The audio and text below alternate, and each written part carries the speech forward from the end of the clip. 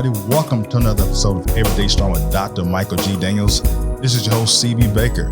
We got a great one here today, Dr. Daniels. We got a guest, and I'll let you introduce her because I know you know her well, so go right ahead. It is such a pleasure to have with us today Jody Wagner. She is a woman that has spent most of her career being a great defender of those who were not able to defend themselves, both in her career prior to getting into politics and after getting into politics. And now she is looking to make a great impact in the city of Virginia Beach as our new mayor. And so we're great. It's great to have her here today. And I'll let her introduce herself even further. Well, thank you very much for having me. And it's really wonderful to be with you. My background is I started out as a lawyer, and I did primarily transactions. So I'm used to working with people that may not be exactly in agreement. And we work to try and get everybody to compromise and be able to close a transaction. To a large extent, that skill set is exactly what city council needs, is to get the city council members working together with the citizens to be able to resolve issues and solve problems. And then I went to Richmond, and I was the state treasurer for Mark Warner when he was governor, and had an opportunity there to do a lot of different things. The state treasurer does a lot more than just count the money, issue the checks. You serve on the Virginia Housing Development Authority, so I learned about affordable housing and some of the great things that are being done around the state that we might want to do more of in Virginia Beach. And then after I finished that job, I became the Secretary of Finance for Tim Kaine, which was a cabinet level position. And there I was in charge of the budget with Governor Kaine. And fortunately, when working with those two governors, we had great success. With Mark Warner, we were the best managed state and the best state to do business in. And with Tim Kaine, we were the best state to do business in and the best state in which to be born. So those were great administrations that I'm proud of being involved with. During that time, I started a little company called Jody's Popcorn, and we opened a little retail store at the oceanfront. And when I finished serving with Governor Kaine, I went back in, and we've been growing that business, and we now wholesale around the country. Wow. And are focused on that. But right now, the city of Virginia Beach is facing a lot of challenges. We've got the challenges connected with COVID-19. We have an economic recession, and a lot of small businesses are probably not going to be in business 3 months from now. And we've got some issues of disparity and equity that need to be addressed that have been on the table for a long time. And currently they have not been resolved, and we need to work towards resolution on those. So I decided to step up and run for mayor, and I'm hoping that I can make significant change in that position. I got a business question for you about the popcorn. Did you see an uptick in people buying popcorn now that they're watching TV and movies at home? Well, so it's interesting. We sell primarily to small gift shops, and a lot of them closed, so they weren't able to get the popcorn. But we also sell in grocery stores, and there it was very busy. And we do some what they call co-packing, where we make it for others to sell under their label. Mm-hmm. And the people that we do it for are selling into big stores like, the big box stores, and there it's been crazy busy. Yeah, I can, because the reason I asked that is because I've been buying popcorn at home, watching movies at home. All right, so keep eating popcorn. Yes, it's a wonderful snack. So when coronavirus hit, we were stuck in the house a little bit, and I got cabin fever. I said, you know what? Let's go down to the oceanfront, get a room. The rooms was cheap, but it was around the same time that a lot of the protesting was going on, and it seems like the police department, I'm not going to say stop policing, but there wasn't as much presence, so to speak, down there. If it was during the actual protest. Where I'm coming from is I did notice that a lot of shootings started happening in the oceanfront. And I remember me and my wife was talking, it's like, this can't last, because this is the bread and butter for Hampton Roads. You cannot have, people coming in and, it's one thing to have a random fight or argument. It's a whole nother one to have somebody getting shot at the oceanfront, which you hardly ever hear of. So what is the plans for policing Hampton Roads area but your neck of the woods, which would be Virginia Beach? So it's a challenge. The police actually, because of a variety of things, but primarily frustration by members of the police department, they've actually been losing members. So they are down significantly in their ranks. In fact, I walked the beach from July 4th from 15th to 25th Street, and the rest of the beach was being patrolled by people from Chesapeake, police from Chesapeake that were helping out because the beach is so short. So I think they're working on hiring. But there are a lot of things that can help the situation. First of all, they need better lighting. And the police will tell you that. I met with some members of the police department, and they were very clear that the biggest problem down there is we need to create a better atmosphere. So we need better lighting. We need to clean it up. If you walk in that area between 15th and 25th, which is where most of the problems happen, you'll notice that it's not well kept. And it's not just the shop owners. Some of the shop owners are doing a great job. Some aren't.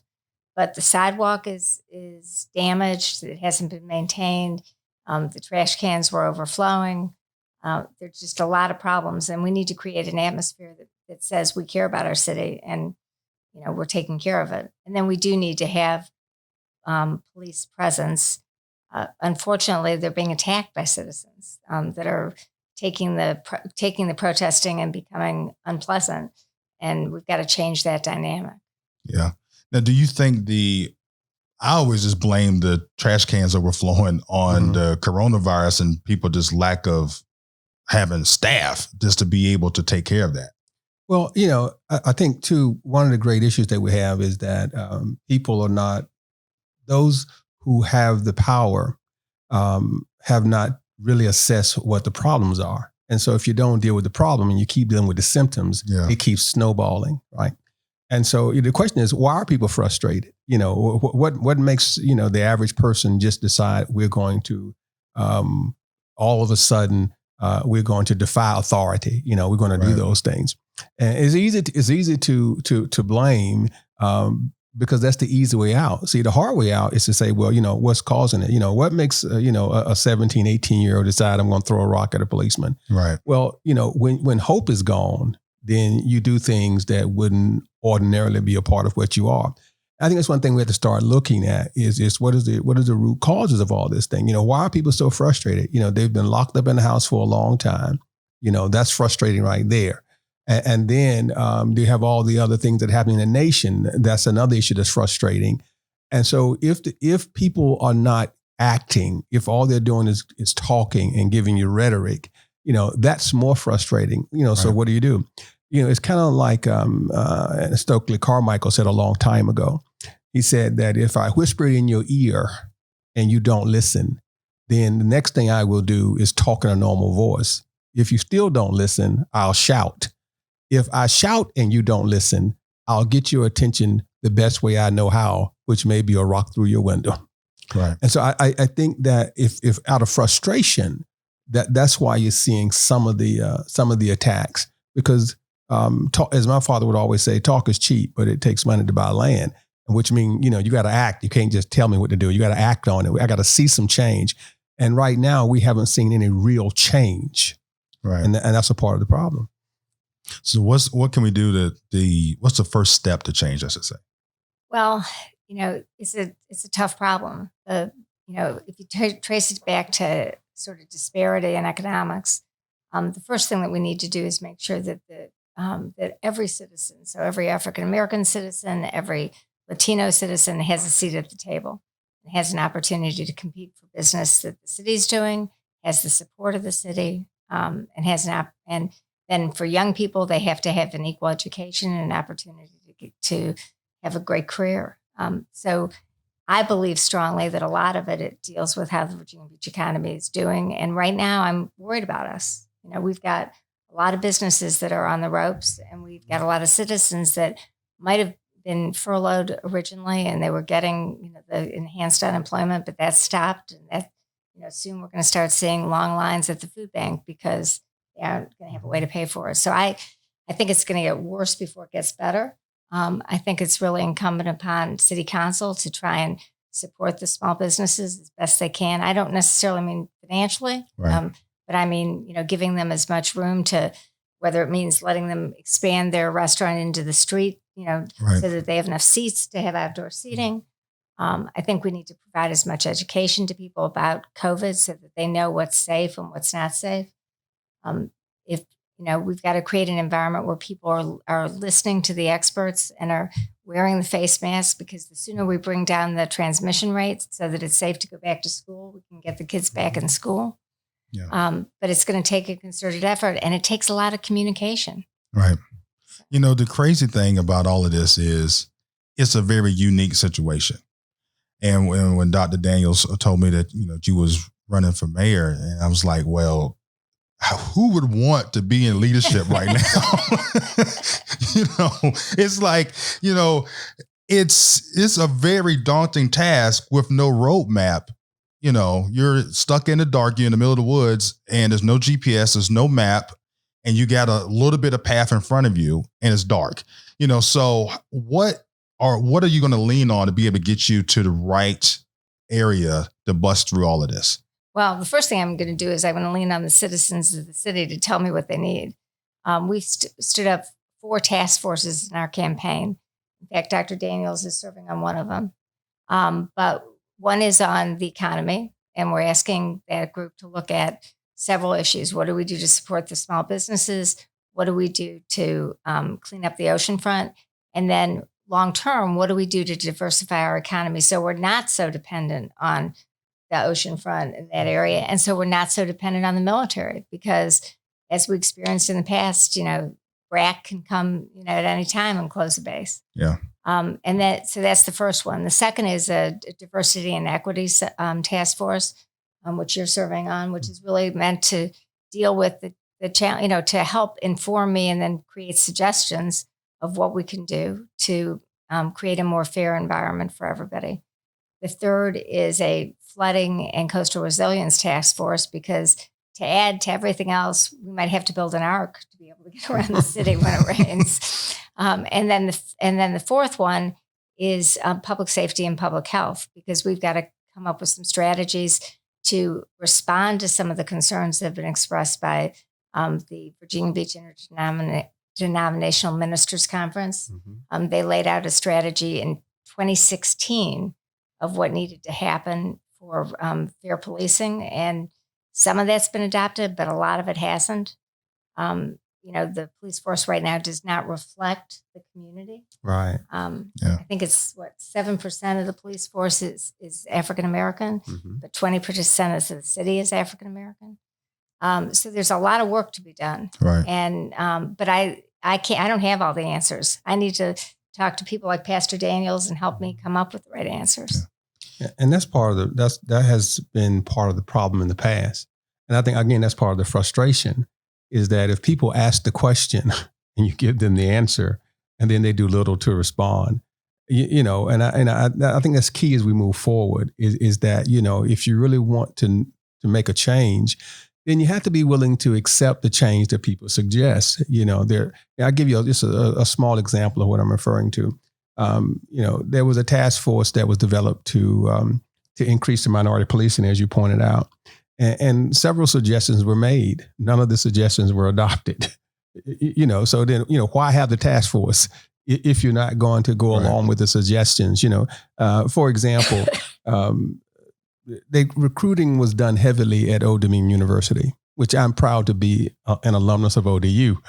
But the bottom line is most of the minorities are at Norfolk State and Hampton. So, so why would you go? Why would you make that your primary effort? And if you go to in Norfolk State, then as I mentioned to them, don't go wearing a blue uniform. Go wearing civilian clothes because the ideas of policing are different in the African American community. For us, policing has been a place of occupation, right? And you need to present it differently, not as a occupying agency, but as people who want to help you so that you can live, productive, safe lives. But none of those things were adopted. And that's a part of the problem. So I'm looking forward to a time when, as you mentioned, that, we can have leaders that will listen and then act based on what we're telling them, because that's why you elect leaders. You don't elect leaders to do what they want to do. You elect leaders to listen and do what you've asked them to do. Right. And the ironic thing with the Virginia Beach police force being down, now we have openings. So we can feel that, maybe get a gap, fill that gap a little bit from that 7%, and maybe range it up to 15 to 18%, reflecting the community a little bit more. Absolutely, but we've got to recruit smartly. Right, and that's the thing. It's the openings are there, but the problem is, you don't normally want to join the enemy, and in most African American communities, that's how the police force is viewed. Right, is that you are the enemy. So why would I become a part of the enemy? And that means that there has to be a change in the way that we advertise, but also a change in the way we occupy areas. Oftentimes the thought process is if crime is high, for example, it requires more policing, right. Which that doesn't deter crime. I haven't figured out yet. I wasn't a sociology major, but sociologists, we know that more police don't deter crime. Right. We know that more jails don't deter crime, but yet we spend more money trying to police areas. It makes no sense. How do you deter crime? You make, as Jody pointed out, you bring about equity. When people feel that they're unequal, they're more apt to take what you won't give them. If you give it to them, then they won't take it. But you got to give it to them in a way that makes them feel good about it. So rather than putting more money into law enforcement, we ought to put more money into social programs that allow people to elevate themselves. Schools should be equitable as far as how we do things. As you pointed out with education, in the area where we are, there is a school that is a sixth grade school.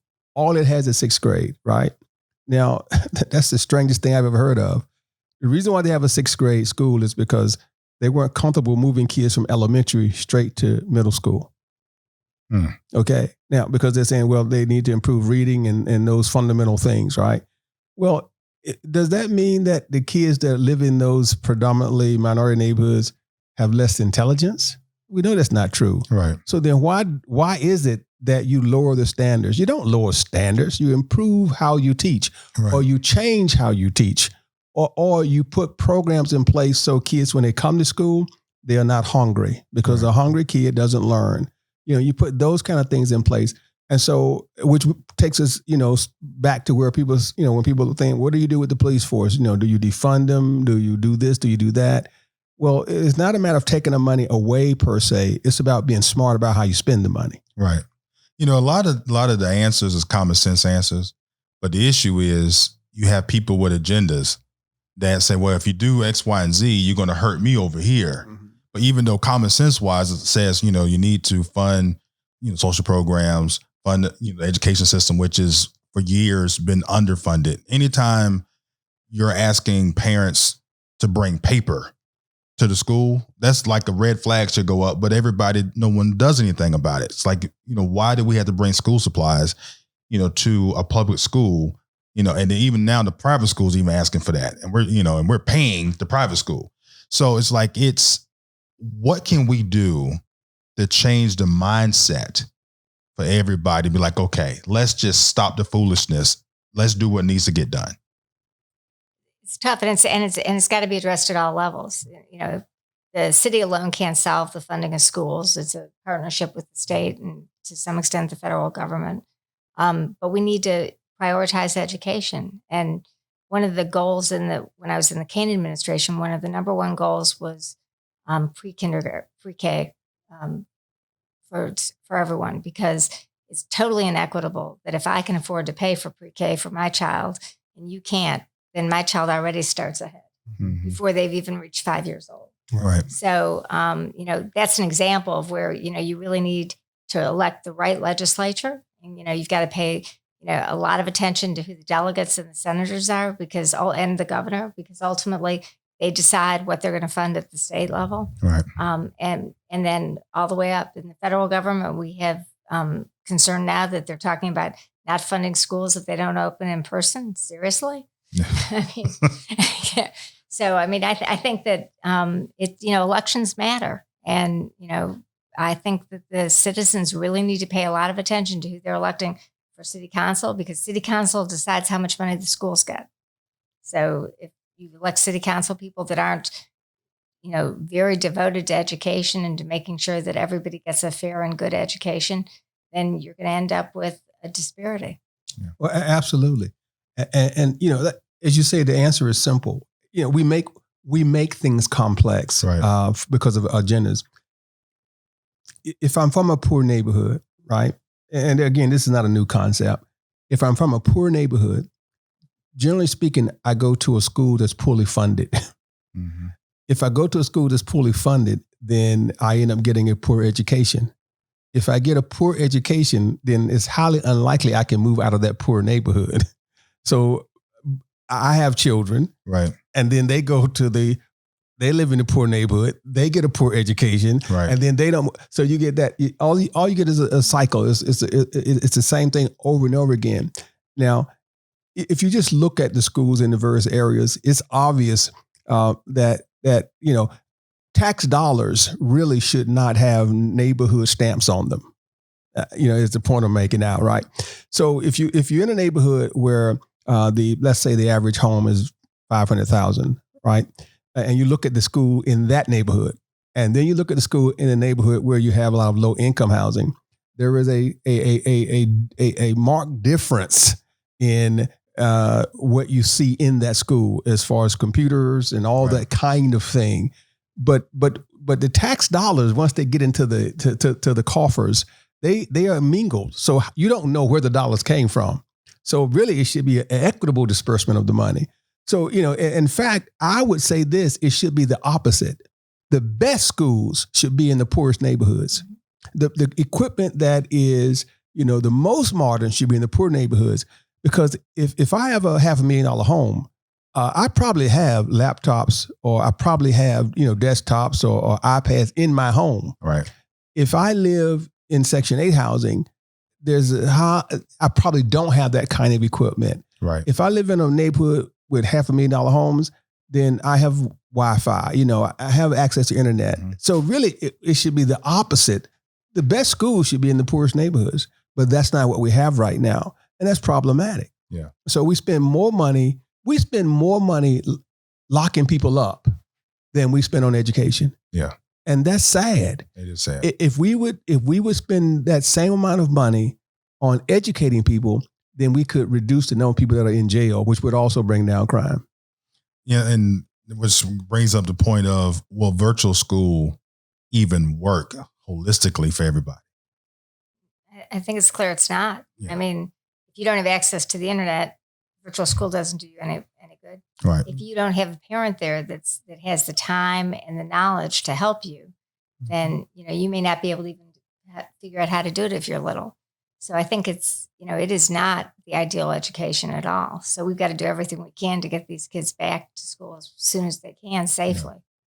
Yeah, I've experienced, because I have 2 kids myself, the virtual school, and I was like, oh my God. This is, it's like, this is not going to work. Because if you work, like I am an entrepreneur, so I work from home a lot. So you get wrapped up in the work, and then next thing you know, and an hour goes by, I got to go break off what I'm doing, go set them up the computer or the iPad so the teacher can talk to them. Then I got to pay attention to what's going on because the teacher's telling my child something that I need to know about so I can help them later on. So really, you're not working. You're a teacher's assistant the entire day, so that really is, I can just imagine.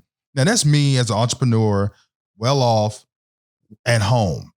Now I can't imagine being $35,000 to $45,000 a year person that I need my job. What am I going to do? Mm-hmm. Am I going to stay at home with my child so they get education, or do I go to work? And that's a very tough task to really be faced with, decision. Well, I would say this. It's not. And I'm going to tell you why. Because we have never made that decision. We've always done what required us to do.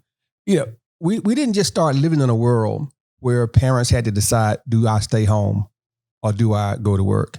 In communities with single parents, the communities are filled with latchkey kids. Mm-hmm. When the summer comes, those parents don't say to themselves, do I take off the whole summer to be with my kid, or do I go to work? No, they go to work. And that 5-year-old kid is in the house. That 6-year-old kid is in the house by themselves. That's been the standard as long as I've been alive. in neighborhoods where you have people that are at or below poverty, their children are used to being home by themselves at early ages. And that's my point, is that we put the money in the wrong places. Then we wonder why there's frustration. We wonder why communities explode. We wonder why those things happen. If we spent the money at where it would do the most good, what we like to do is spend the money after the cow has gotten out of the barn, so to speak, rather than locking the door before the cow leaves. Right. You know what I'm saying? Look at all the money we spend per prisoner, in prisons, and think about how much money we spend on young people. Think about how many people complain if you say we want to provide free summer camp for kids. They complain vehemently. Why are you helping those people out?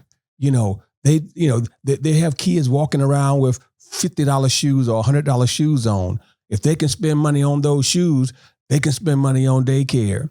Well, just because you are poor doesn't mean you don't want good things for your children. Right. So just like the person that makes $100,000 a year wants his child to have a phone, the person that makes $20,000 a year wants their child to have a phone. Right. But we want to look at that person as if they are bad for some reason because they want their children to have what other children have.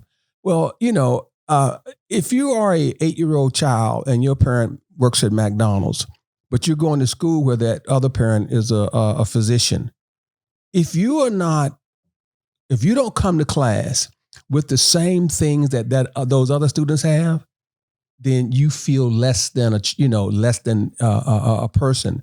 So what do you do because of that? You retaliate.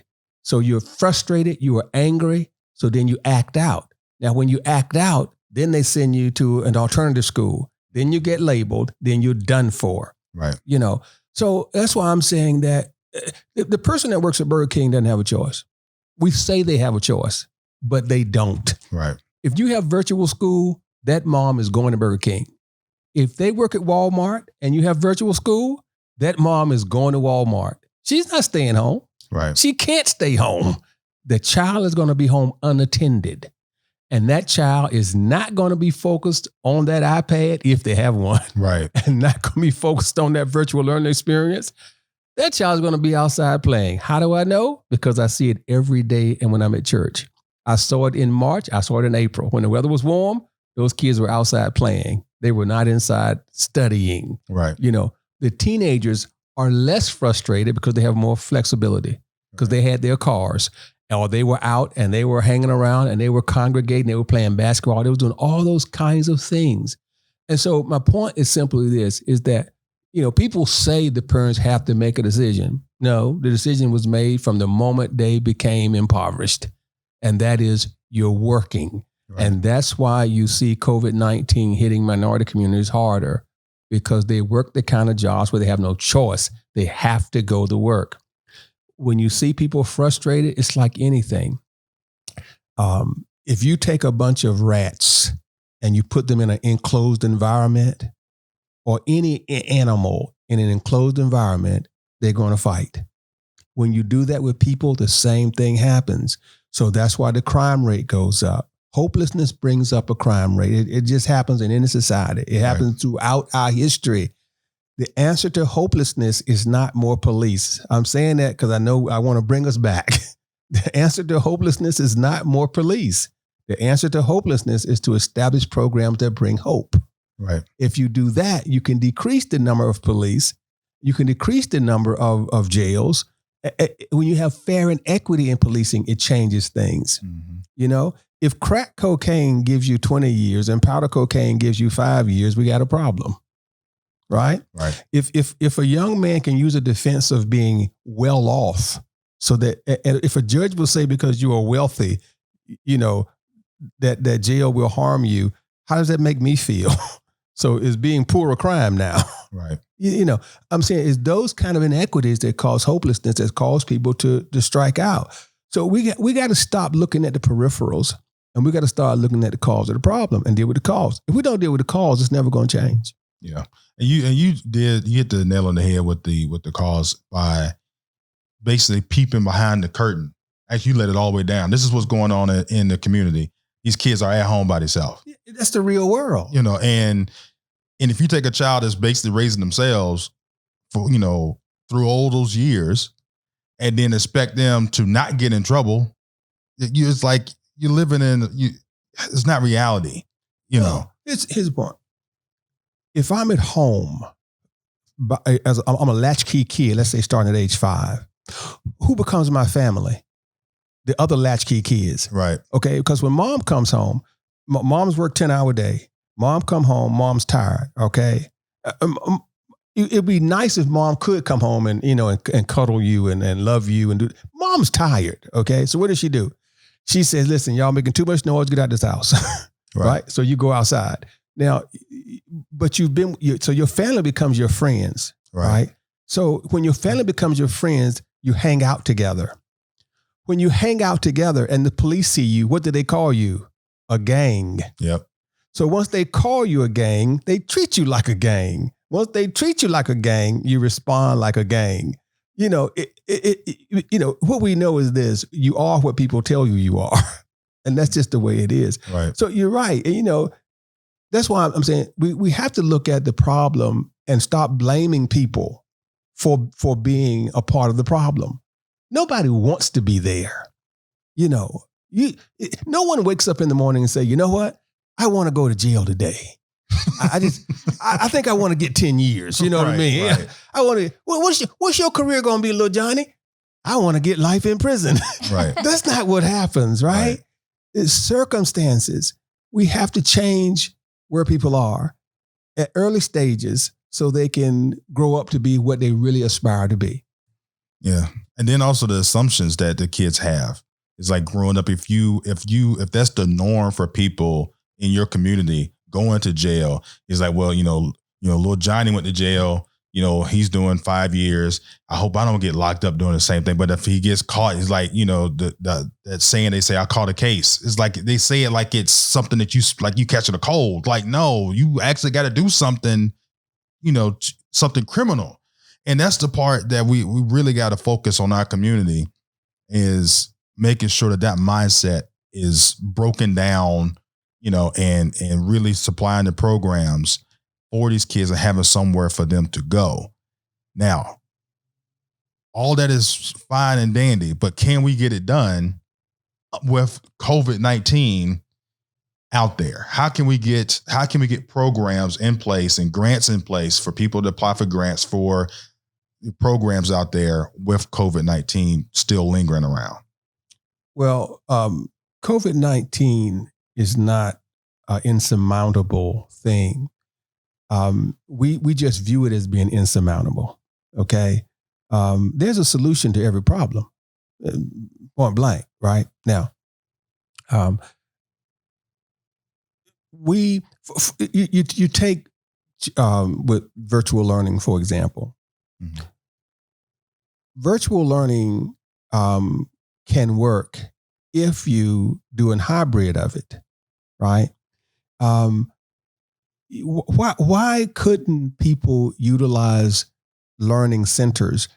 Like for example, when I worked in corporate world, right? You had virtual offices, mm-hmm. but they didn't detach you from where you were, but you had like different pods you could go to, and in those virtual settings, you still had, you know, everything you needed to operate. Right. What if you had virtual learning set up that way? So the kid didn't come to school to learn, but they went to another pod somewhere. So right. It could be, 10 kids at various pods doing learning. Now, people with money, that's what they're doing, right? They're doing that right now. But so if you're underprivileged, you can't go to a pod.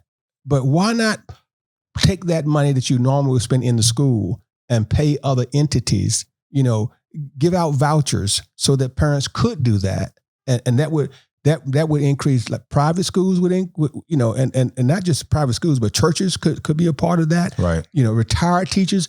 Can you imagine the number of retired teachers that would come out of retirement? Right. If you said to them, listen, take 5 kids at your house. Right. Or those, I'm just saying those kind of setups that could be done. I bet you'd even change your business structure. I've actually I thought about that, the same type of idea. And I was in a random conversation that said, well, if COVID hangs around, I can see like a lot of strip malls are empty because box stores are closing. Mm-hmm. So what if the school system bought part of it, leased it and said, okay, I'm setting up a class right here. And there's one teacher assistant, 10 to 12 students come in there in that one place. It's easy to disinfect. It's just one room. It's only 12 to 15 kids. It's a teacher and a teacher assistant. They come in for half a day and they go home. Something very simple that helps the economy because the person who's leasing, the person who owns the commercial building is hurting. They have no tenant but they still probably owe a mortgage. Now you got somebody coming in leasing that part. So it basically helps, everybody gets helped out. Now the problem that got presented to me when I made that suggestion was, how would the people get there? Because if the bus system is not really working, for like the school buses, because they're having issues with the school buses, like how can a person from an impoverished neighborhood get to the pod, so to speak, if they don't have, a vehicle? Well, again, there's no for any problem, right? And I'm create a transportation business. It's not that you don't have the school buses. You have school buses. The question would be, how do you keep them separated? This kind of thing. But it depends on where the pods were at. Most churches are within walking distance from people in the communities, right? That's true. A lot of strip malls are in walking distance from people in the communities. So, I think that's a small thing to deal with. I think really it's a matter of how you manage your funding. And again, I know that cities funding is tight. I know state funding is tight. Most of my career I deal with budgeting for the federal government. Okay, so I also understand the simple principle that what you deem important is where you put your money. Mm-hmm. In any agency, federal, state, or local, that what you think is most important is where you budget most of your money. So the question is, when I'm looking at a city, and I'm certainly hoping that Jody will feel the same way, is that you can determine how a city values by what their budget is like. You look at those line items and you see where that money is going. That tells you what they really care about. It's just really just that simple. And so that's how you can determine where we need to go and what we need to do by looking at budgets, which is something that most people don't do when they vote. They don't go online and say, let me look at the budget and see what they've been saying is important. But that's what you got to do. And when you do that, you find out some things. And so if we put the money where the money should go, again, let me bring it back to the cry of defunding the police, for example. When people say, people are saying they want to get rid of police. That's not what defund the police means. No one has said defund the police means get rid of policemen. That's not what they're talking about. And maybe they need to change the verbiage. What they're talking about is how you fund programs specifically. Because if all you do to fight crime is get more policemen, what you do is you make a market. It becomes a capitalistic endeavor, right? If I make money because you are locked up, I'm going to lock you up. Right. It's just that simple. Right. Policemen get funded based on arrest. The more arrest, the more money you get for your locality. So why wouldn't I arrest more people? Yeah. Why wouldn't I look to lock more people up? That's the problem. Again, it's how we look at the money. Yeah. See, if you change the dynamic of what do we measure? If you change the measurement, it will change things. And I don't want to take up all the time because I want Jody to speak on it too. But if you change the measurement, it will change how we look at things, and it will create a change in how we think. And you mentioned something, and Dr. Dans, I wanted to bring to Jody, the funding piece. Now, the government, magically found, was it $3 trillion just laying around somewhere? Gave it to everybody. I think it actually made up the money. Right. So if we know it can happen, what does the public need to do to say, okay, we need this funding for these programs, and we know you have it, but we need to release it to us? Well, so let's be clear. The challenge is the federal government literally prints money. So it can go out and spend another $7 trillion and it just prints the money. States aren't allowed to do that. They actually have to balance their budget with the real money that they have. And cities aren't allowed to do it. They have to balance their budget with the real money they have. So the challenge that we ought to all be working on right now is getting the Senate and the House to come back to DC and go ahead and fund another phase of the CARES Act, Right. to get money to the localities so that they can fund some of the great programs you guys are talking about, because the state doesn't have the money and the cities don't have the money. They probably have a little bit that they can put towards Right. it, but the kind of massive effort that it's going to take over the next 8 months is going to really require the federal government to step up again. And, it's unfortunate because it's just digging the unfunded deficit even further. So our children and grandchildren are going to inherit a bigger deficit. But at this point, we don't have a choice. All right. So we got about 5 minutes left here. So Dr. Daniels, you have any other topics you'd like to bring up?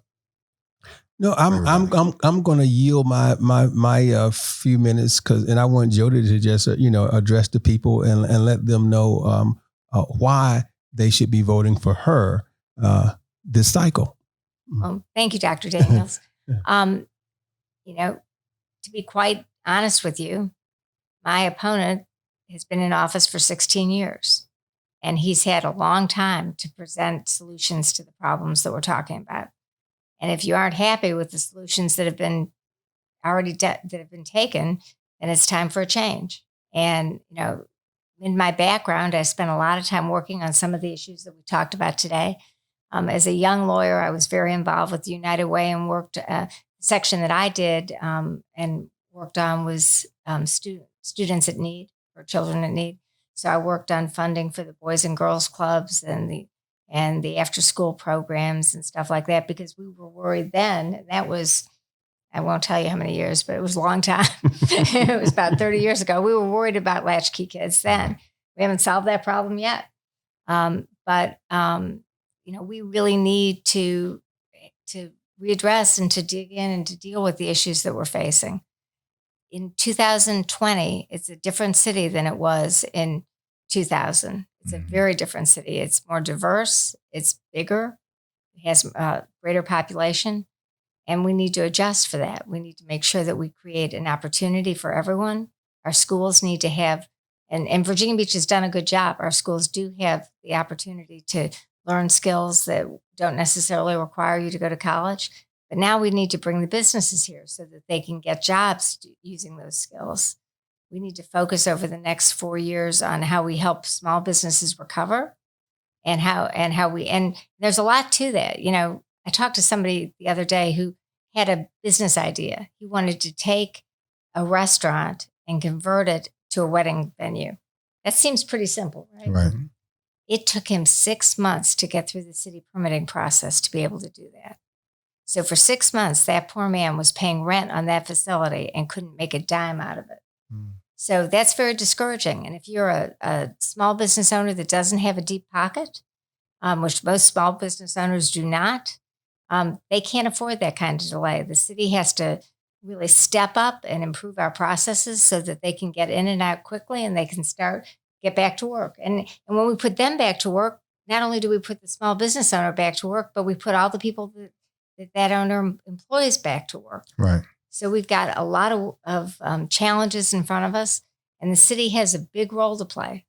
And I look forward to working with your congregation and with you, Pastor Daniels, to make some of the changes that we've talked about today and to make sure that the city thrives. Virginia Beach is a gorgeous place to live, and it's a great community, but it can be so much more. And it can provide so much more opportunity to the children and to the grown-ups that live here. Yeah. So we need to come together, and there needs to be a lot of communication, a lot of understanding and discussion so that we can address the disparities that are out there and so that we can make sure that every child born in Virginia Beach has a fair shot at a great education and a great future. And that's my goal. All right. Thank you so much for joining us, Jody. And thank you so much, Dr. Daniels. This is your host, C.B. Baker. Next time.